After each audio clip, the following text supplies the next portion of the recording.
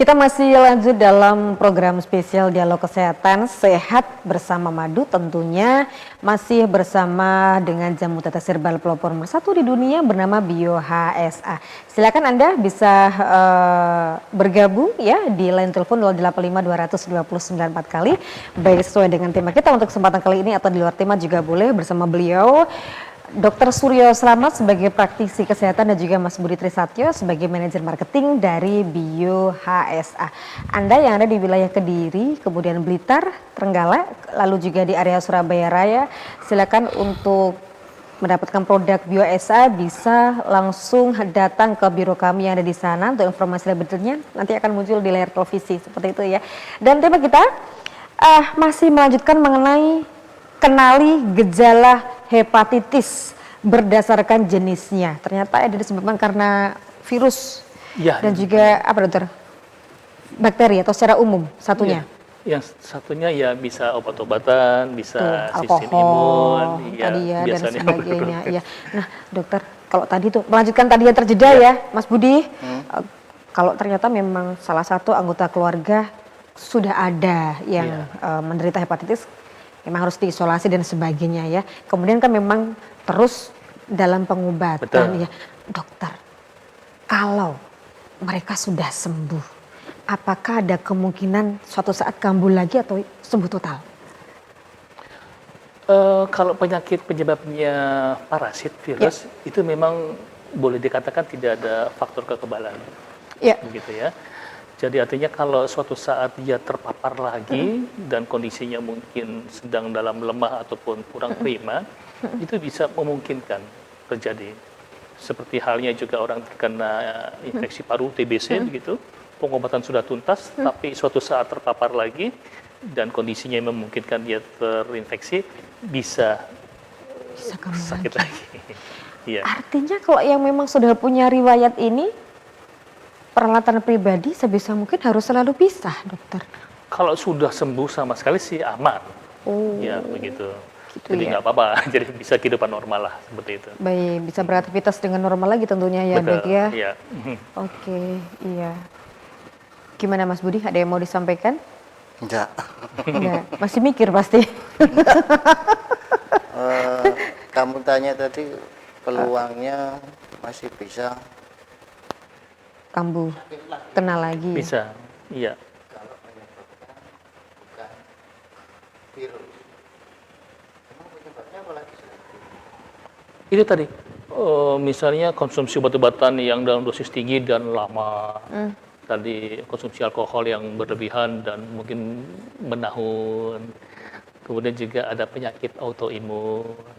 Ada juga mungkin parasit yang lain, ada amuba, ada cacing, itu juga bisa menyebabkan hepatitis. Dokter mohon maaf, transfusi darah kalau misalkan? Ya, transfusi darah itu bisa menular. Tapi ketika yang memberikan darah, si donornya yang bermasalah begitu. Artinya bahwa darahnya kurang tersaring dan itu punya potensi memang menyebabkan penyakit hepatitis ya. Jadi artinya bahwa tindakan-tindakan medis juga perlu betul-betul hati-hati. Modelnya pemakaian jarum-jarum juga yang tidak steril itu juga punya peluang bisa terkena. Jadi pada prinsipnya bahwa produksi cairan tubuh ya itu juga punya potensi untuk menularkan, sehingga perlakuan kita harus lebih hati-hati, sangat memperhatikan soal kebersihan atau kesterilan alat. Baik, dokter, kalau ternyata si pasien yang sudah kadung terkena hepatitis ini sudah akut, boleh dibilang seperti itu, tindakan apa dokter yang akan diambil?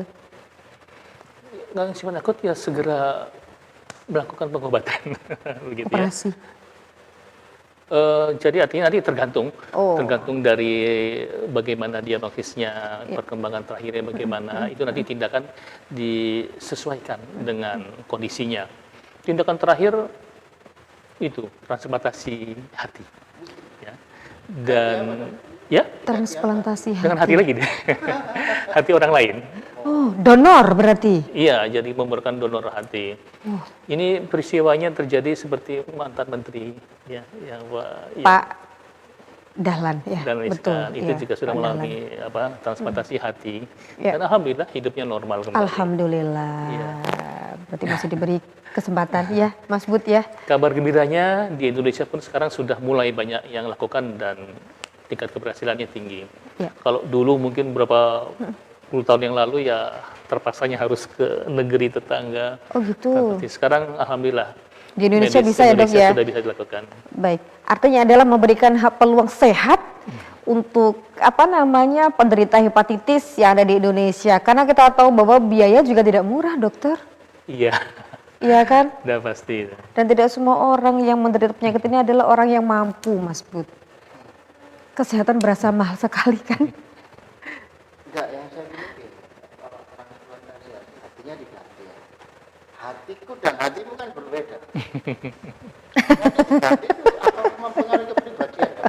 Kok kepribadian sih kalau secara medis katanya sih enggak gitu ya. Nah nanti makanya secara medis dia diberikan obat-obat yang untuk mengatasi reaksi penolakan organ. Ya. Jadi harus gimana, Mas Bud? Dicocokkan dulu tuh. Di sini bukan hati, berarti perasaan. Iya. Kalau hatinya yang sakit nggak bisa tuh kena hepatitis.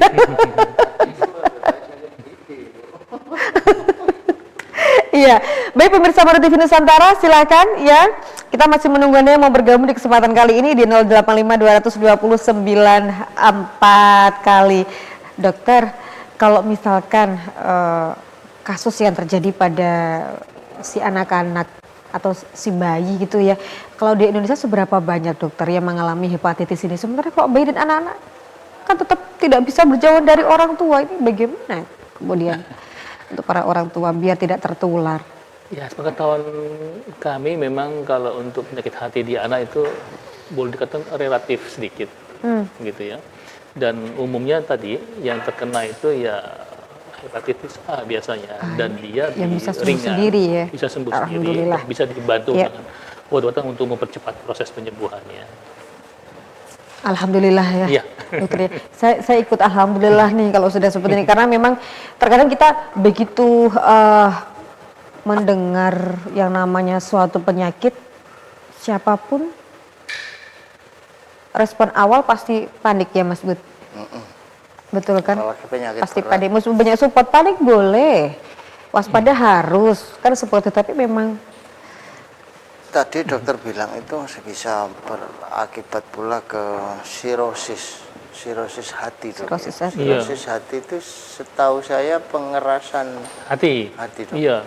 Jadi hatinya jadi keras gitu, dok. Ya? Betul, mengeras, jadi banyak mengalami fibrosis, sehingga fungsi-fungsinya juga akan jauh berkurang. Jadi jangan Itu sampai ke sakitnya sana. gimana, dok ya? Ya, Sakitnya seperti apa sensasinya, dok? sensasi tadi yang lelah sekali, kemudian juga bisa nanti menyebabkan penumpukan cairan tubuh di perut, di kaki, di sekitar mata. Kemudian juga fungsi-fungsi hatinya yang menurun. Artinya nanti metabolisme makanan juga sangat terganggu. Bengkak gitu, dok, tubuh. Ya, Mengalami kebengkakan tubuh. iya biasanya yang perut-perutnya buncit, kasih tes, jadi penumpukan cairan albumin itu dari penyakit hati umumnya. Dan ya tubuh karena memang proses Dokter bilang. metabolisme makanannya berkurang ya. saya dari tadi, mohon maaf dokter, saya dari tadi sebetulnya juga langsung begitu, cuman saya tahan dokter. Enggak Mas Bud, Ini enggak. bulan puasa Masih kemarin berkurang Inci. Oh gitu, Iya. alhamdulillah. Terus Lebaran kemarin itu nggak puasa, jadi ya los lagi Inci. Jadi Oh gitu. Ya, dokter artinya untuk ini laki-laki perempuan apa laki-laki aja ya? Perempuan biasanya kalau sudah pernah melahirkan begitu nih, perut juga agak ada lemaknya. Berarti harus hati-hati ya dokter ya. Hati-hati. Bukan karena hanya faktor gemuk, tapi karena tadi yang disampaikan dokter. Nanti ya bisa menyebabkan perlemakan hati, itu nanti arahnya juga nanti ke arah pemburukan fungsi-fungsi hati, begitu ya. Jadi salah satunya juga memang indikator lingkar perut itu bisa menandakan soal hati yang berlebih atau tidak, lemak yang berlebih atau Baik. tidak. Ya. Baik, Nah, ya. sebisa mungkin ya memang kita upayakan ke arah yang normal gitu ya. Ya. Laki-laki kurang lebih lingkar pinggang itu ada yang mengatakan 90 atau 92 cm. Ya. Kalau untuk wanita sekitar 89 cm. Jadi itu iseng-iseng aja sekali-sekali ukur. Wah, ini udah dekat 90 nih, hati-hati nih. Wah, olahraga. Ya, warning nih, jogging. kode nih, harus hidup lebih sehat lagi gitu ya, Dok. Baik. Ya. Iya. Kita lanjutkan lagi dokter mengenai ini. Jadi silahkan yang merasa bahwa perutnya buncit bisa untuk mengukur diameter atau lingkar perut gitu ya. Baik pemirsa Ruti Nusantara, jangan kemana-mana, kita break dulu dan nanti kita akan lanjut lagi dalam dialog kesehatan atau sehat bersama Madu. Tentunya masih bersama Bio HSA, harapan selalu ada.